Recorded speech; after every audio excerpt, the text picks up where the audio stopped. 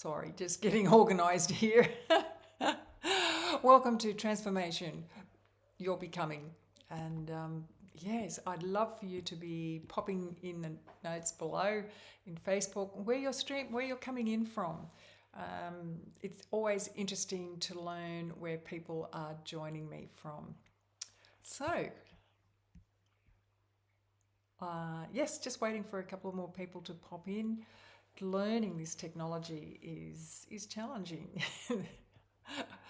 Okay, let's move on then. Embracing the call to deep change. Whether this is your first course or your 50th course, this is a fresh start. Every new day is a new beginning. Each new course is a fresh start. It's a chance to reset your focus and move forward. Not perfectly, but powerfully. Remember, we're not doing things perfectly, we are just doing it, making progress, and each step is a powerful step forward. So, the power of vulnerability, that's a tricky word to get your mouth around. The power of vulnerability. So, I'm curious, what made you say yes to doing this course today? Was it to gain more clarity? Was it just the right time? You had time to spare? Was it because you felt the need, there's a need to make a shift? Or perhaps you were just curious to learn what I was going to say or am going to say in this session. What made you say yes to doing this course? So whilst we're pondering upon that, you might like to open up a page and write down your notes, ponder it through answering the questions in your mind, or grab a pen and paper to write your answers down. Writing answers down, whether it's typed or writing on pen and paper, just lets it sink in deeper, and you have a better percentage of you are better able to remember what you've been thinking about when you write things down. So, question two, what has held you back in the past? For me, stepping forward, in the numerous forward steps that I've taken in the last few years, it's been fear, predominantly fear. And right back at the very beginning, it most certainly was fear. Fear of the unknown, fear of what am I going to do with my life? Where am I going? Where am I going to get the finances? How am I going to live? All of these sorts of things. Fear, was the big umbrella under which so many other things hung. Perhaps for you, it could be time. You don't feel you have the time at the moment. How are you going to take on something extra and pop it into your busy schedule? And maybe it's just uncertainty, not knowing of where you're going, what you're doing. So, what has held you back in the past? If you're watching the replay, press pause and ponder upon that.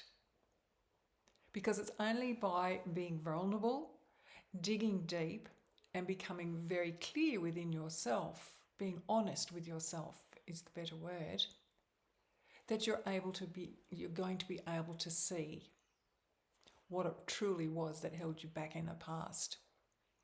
Not only was it fear for me, but it was imposter syndrome once I got going and decided the avenue that I was going to take.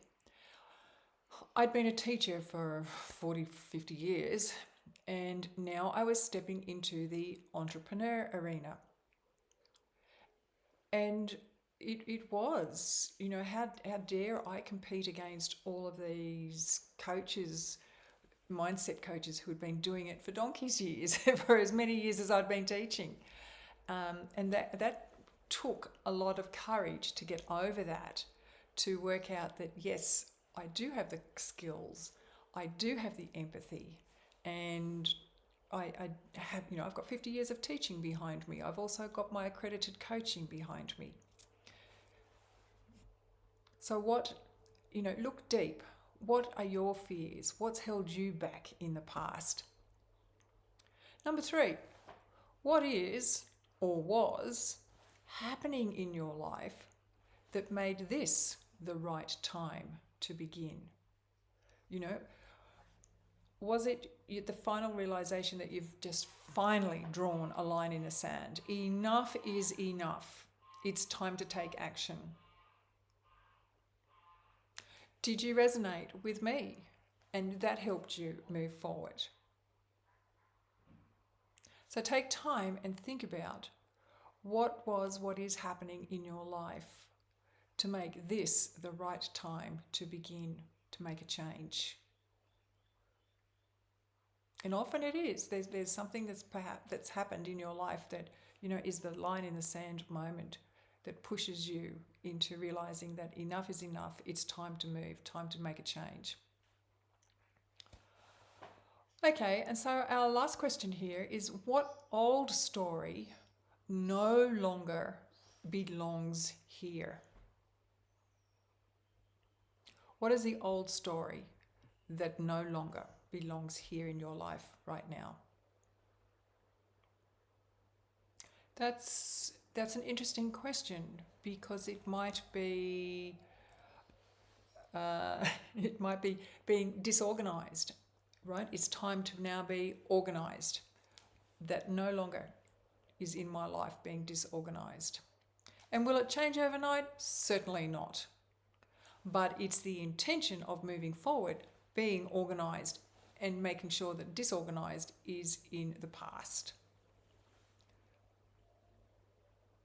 Maybe it's the thinking of you're not good enough, you're not worthy, you're not deserving. Maybe it's the imposter syndrome that is no longer going to be part of your story. Worth thinking about, worth digging deep into and finding more about that. So fear. Fear doesn't mean stop. Fear means pay attention, and it's often a nudge, not a red light. And I just chuckle to myself when I've said fear doesn't mean stop, because there was just so much fear in my life at the very beginning that if I had stopped, I would still be way back there, stagnant. But I had to have the courage. I summoned the courage to take those steps forward. Were they always the correct steps? No, they weren't always the correct steps. So, I went down a path, realized that wasn't correct, came back. Maybe I fell and got back up. But it's having the courage to do so. So, what's one fear, one doubt or uncertainty that feels like it's slowing you down right now? So it could be the lack of courage.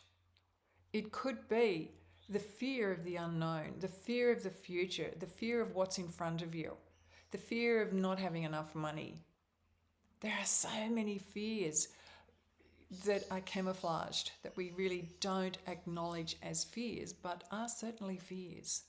So dig deep. What's one fear, one doubt, one uncertainty that feels like it's slowing you down right now? And there's your sentence for you. The fear that's holding me back is... Let's go move on. So what if that fear is actually carrying wisdom? It's a message. It's a doorway. It's a doorway. It's a message for you. It's a message telling you, gather your courage, open the door and step forward into the future. Take that courageous step. Grab hold of it with both hands. Step forward and move. So let's look at that. When I see it differently, this fear might really be about. This fear might really mean. This fear might open the door, and you won't know until you take that step and move forward. So go ahead, be brave, be bold, write it down.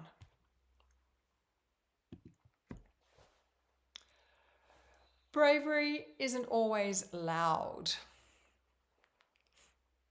Bravery is sometimes just the quiet choice to keep showing up.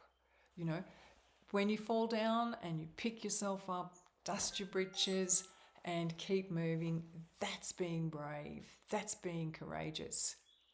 It's the little yeses. It's the honest no's and the small but mighty steps forward. You don't have to take big steps forward. Not at all. It's small steps, because you add up all of those small steps, you are going to get there. You know, even if you walk one foot in front of the other, you are going to make progress. So, what are 3 small acts of courage you could take this week? And I would like to share a story at this point, one that I heard in another course, and it's about a woman who felt that she was not in a good place. She was overweight, she was unfit, her health was not good, and it came to a point where she drew a line in the sand and said, I have to change. I have to take action. And her first courageous action was to buy a pair of shoes.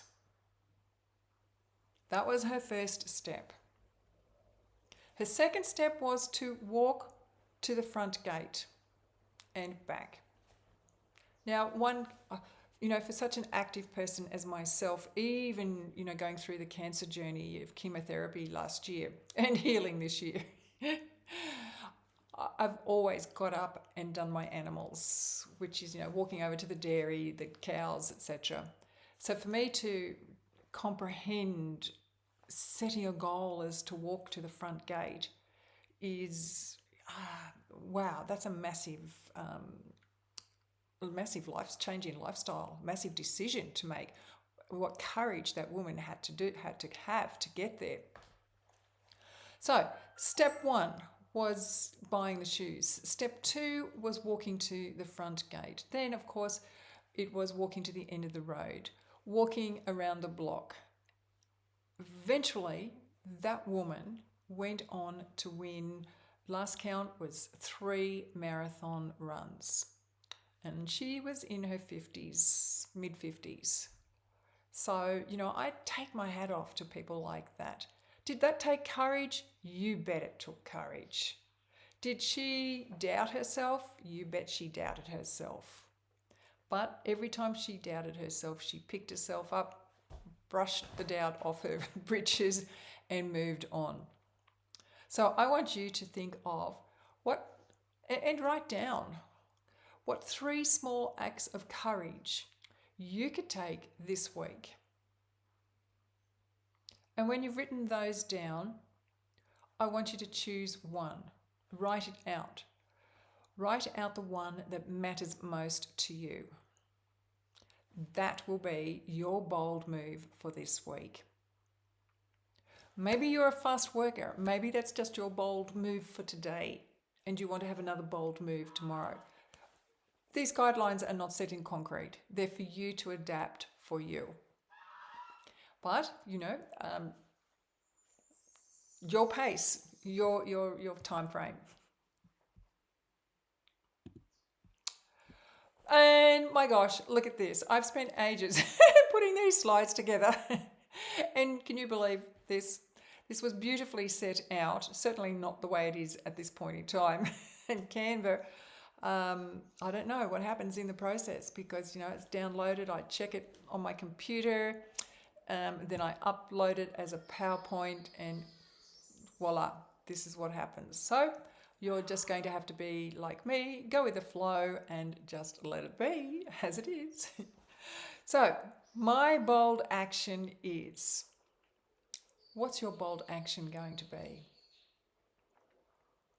My first action step is, what's your first action step going to be? It might be researching. Are you looking to change careers?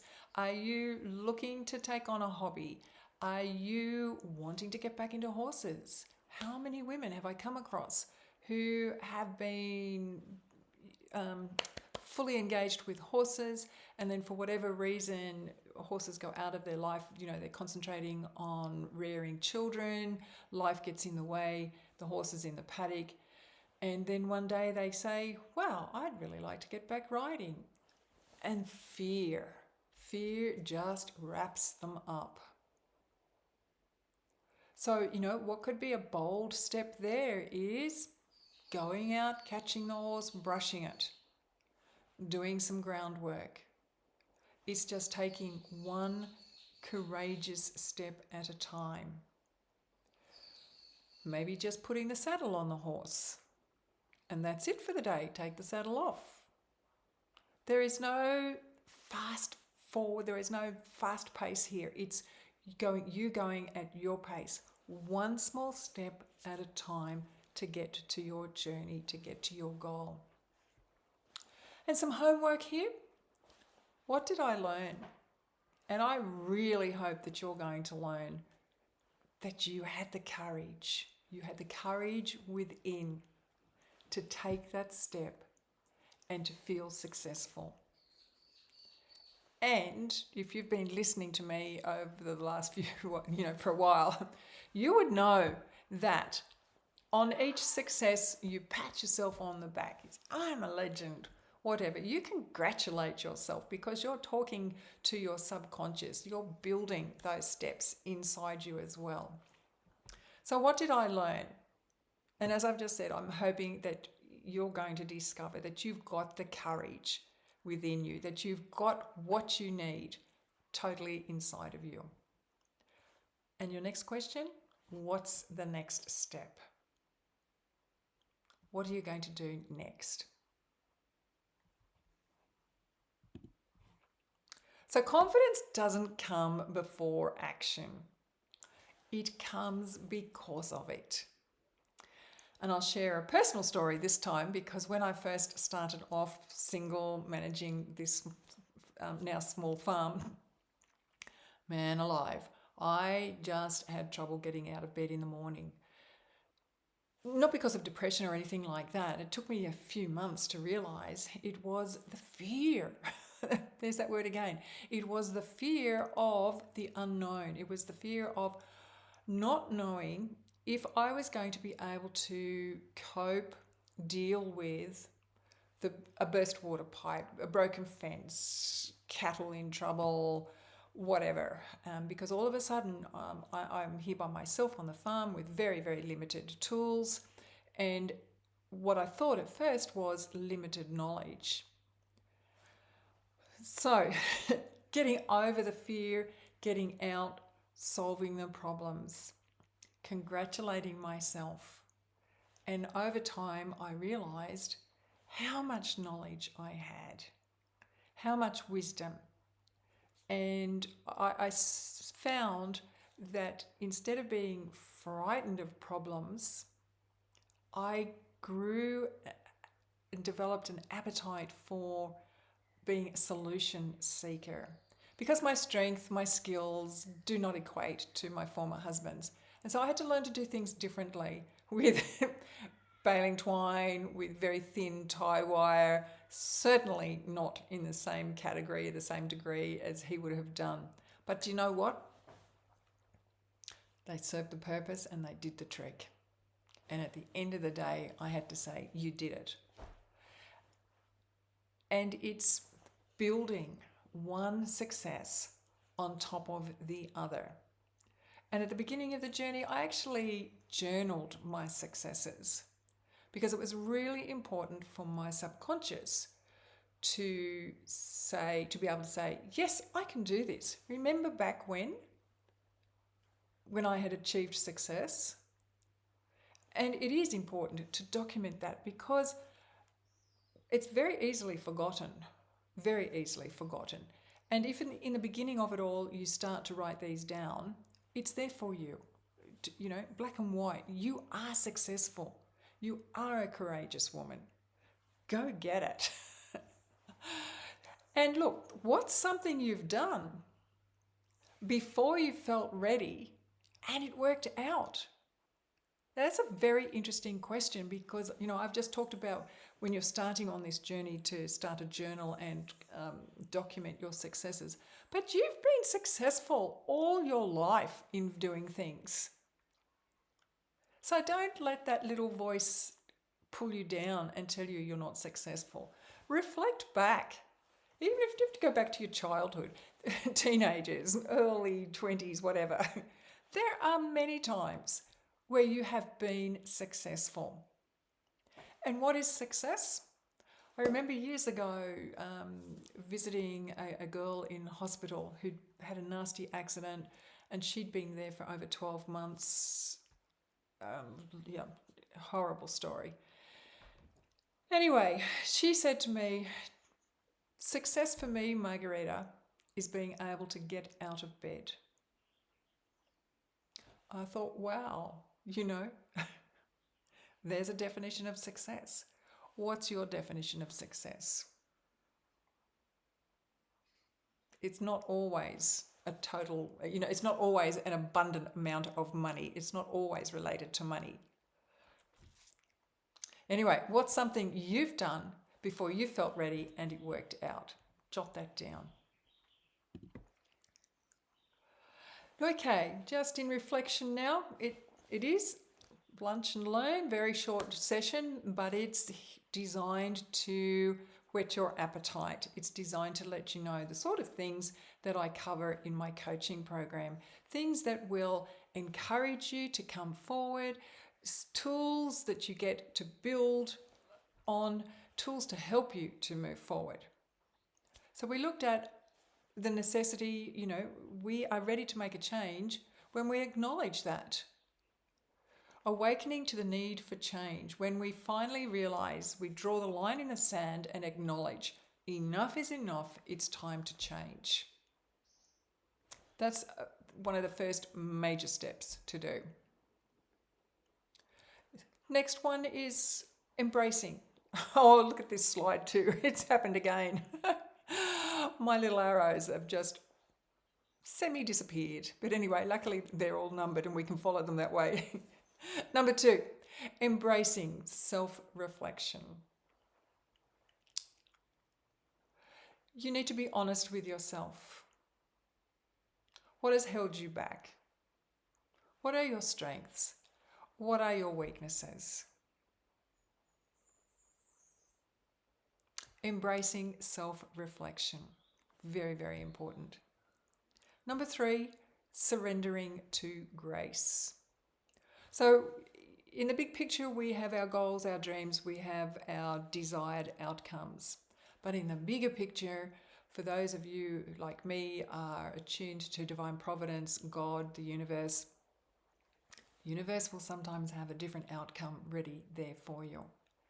And being able to surrender to grace is so important, that your outcome that you've planned for just might not be the outcome that divine providence has in store for you. And in one of my interviews on Extraordinary Ordinary Women, Neen Brown, who was her dream was to participate in the Iditarod Alaskan dog race, and she was all set getting ready to go overseas for a practice run. I mean, she trained on a rural property, a sheep farm in Uralla, here in my region, but she wanted to go across and have a practice run. Anyway, and she's a universal person. She knows the universe works, and just one blockage after another blockage happened, and finally she threw her hands in the air and said, "Rightio, I am not going at this point in time." Well, lo and behold, her father died, and she had to step into the role of, sends shivers down my back. She then had to step into the role of running the shearing shed, which she was able to do quite capably. But had she gone overseas, she would not have been there to oversee the employment of the shearers, the work hands, all of that sort of thing, gathering the sheep in, all of that. So that was, sometimes we get really big messages like that. That was really significant. And then later on, the timing was perfect. Everything fell into place. and off she went for a practice run, and then later she went and participated in the race. I just really embraced that story because it was a pretty powerful message. Surrendering to grace, indeed. Last one here is radiating love and compassion. Wow. And that, it depends on your story. For my story, going through a horrendous divorce, losing more than my husband and financial things, losing so much, and then having cancer right on top of it. Wow, radiating love and compassion. It was a big lesson and a long lesson for me. And now I am able to just wrap people who annoy me, people who upset me, people who don't belong in my bubble, to wrap them in love and compassion. And, like, for example, the proverbial Coles checkout chick. You're going through and they're, instead of the lovely, brisk, happy, cheery hello greeting, they're short, sharp with you. And instead of taking that on board, just to be able to pull back and say, oh, I wonder what's happening in her life to make her so short and sharp. Indeed. Radiating love and compassion. Is it easy? Absolutely not. Absolutely not. Do I get reminders all the time? Absolutely do. But it's embracing that ideal. Okay, moving right along. So, indeed, look where that B is, right in the middle of that word hesitate. Just gotta love what technology does, and it's chopped my flower in half. All right, so next time you hesitate, use the 5-second countdown rule. Now, I've come across this in several places. Mel Robbins uses the 3-second rule. So it's what works for you. I like 5. It lets me get counting with momentum and gusto. She uses 3. So 5, 4, 3, 2, 1, move. And up you go. So I'll share a story with you there too. Pre-cancer, pre-divorce, I was rise and shine, jump out of bed, jump into the day, get going, do lots and lots of things, busy. And particularly like with the chemotherapy journey last year, it certainly wasn't jumping out of bed. But it was, get out of bed, rest, gather your strength. And for me, once I was out of my bed and sitting in my chair, it would still take me a jolly hour. I'm used to being outside at sunlight, 6 o'clock, 5 o'clock, whatever. And it was 8 o'clock before I was heading out over there. So that was a big, drastic change. Anyway, moving forward along the line, and I realised, okay, I can be a victim to this. I mean, obviously, we've gone through the chemotherapy, we've gone through various months of healing, and it is now the time to make a decision. And it's time to get out of this sit and gather one's strength mode. And so I adopted this, and I I have my coffee, and then I go 5, 4, 3, 2, 1, out of the chair. And I'm up and out. It's almost like it's a propelling action out of the chair. It's what works for you. So, what situation do you anticipate this week where you would use this 5-second rule? Remember, being forewarned is being pre-planned, right? You can anticipate it and work with it. Hiccups. So, what situation? Perhaps it would be pondering on this new decision, on this new action that you're going to take. So don't, 5, 4, 3, 2, 1, I'm in there. Go for it. No negotiation. Jump into it. So here we are at the end almost, rising into wholeness again. You weren't broken. Nobody's broken.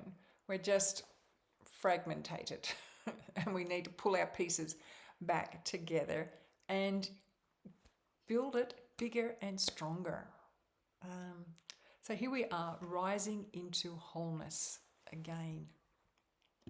And just in closing off here, you've listened in, you've looked deeper within yourself. You've softened into your truth and hopefully sparked motion through micro brave steps. Remember, you don't need all the answers right now. You just need the next small step. Remember, one small step, if you put one foot in front of the other, you are going to get to the end of the road. So when doubt shows up, as I can guarantee you it will, breathe and begin again. Whether that's saying words to yourself, whether that's using a mantra, whether that's reminding yourself of the bold action you're going to be taking, you are taking, whether that's remembering the line in the sand moment, breathe, begin again. And from personal experience, I can tell you that each new day is a new beginning. So, let wisdom lead you. Let courage walk beside you. And should you want me to walk beside you as a mentor, as a coach, DM me. Otherwise, hook into the freebies. I did that to start with, and then I realised that freebies were good, but I would learn more faster with a one-to-one coach / mentor. But in the meantime, enjoy the freebies, rise and shine and thrive. With heart, Margherita. God bless.